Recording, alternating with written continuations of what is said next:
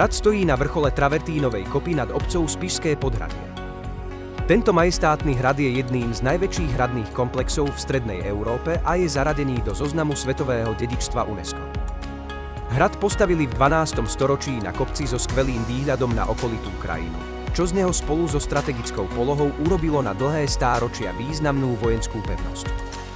Na konci 18. storočia bol hrad po požiari v roku 1780 z veľkej časti v ruinách.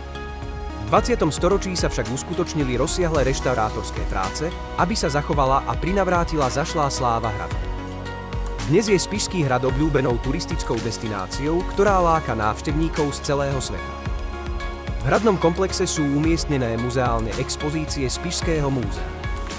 Expozície sa venujú dejinám hradu, stredovekým zbraniam a feudálnej justícii.